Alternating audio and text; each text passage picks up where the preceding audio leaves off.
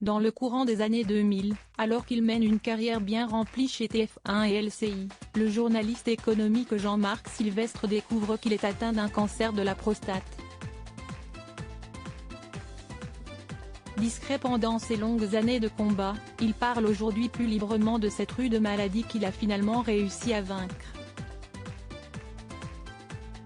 En avril 2021, il a d'ailleurs sorti un livre intitulé Tout n'est pas foutu, le cancer a sauvé ma libido et paru aux éditions Albin Michel.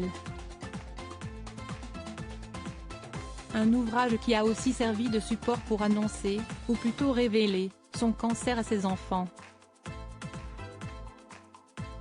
Invité dans l'émission Chez Jordan ce mardi 14 mars 2023, Jean-Marc Sylvestre est longuement revenu sur le cancer qu'il a dû combattre par le passé. S'il est aujourd'hui tiré d'affaire grâce à l'ablation totale de sa prostate, il avoue avoir traversé de nombreuses périodes compliquées, notamment sur le plan sexuel. Heureusement, pour surmonter cette épreuve, il a pu compter sur le soutien de son épouse, dont on ne sait rien. Mais ses enfants, dont on ne sait rien non plus, si ce n'est qu'il a un fils prénommé Arthur et passionné de course automobile, sont quant à eux restés dans l'ignorance pendant très longtemps. Lorsque Jordan de Bucks lui demande à qui ça a été le plus difficile d'annoncer son cancer, Jean-Marc Sylvestre est submergé par l'émotion. Les enfants, a-t-il lâché dans un souffle avant de préciser, d'ailleurs ils ne l'ont pas su.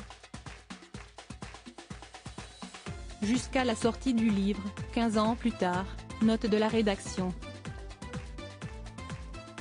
Ils ont été formidables. Visiblement encore très ému à ce souvenir, le journaliste de 76 ans affirme cependant avoir des remords.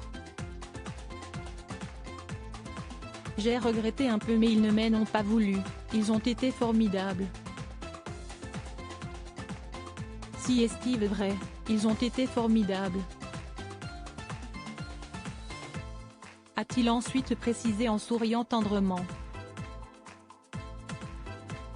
En apprenant cette nouvelle, les enfants de Jean-Marc Sylvestre ont en effet fait preuve de beaucoup de pudeur. Ils m'ont téléphoné et m'ont embrassé. Rien de plus. Vous savez quand on aime on ne dit rien, on est pudique, a-t-il conclu. Heureusement, tout est bien qui finit bien.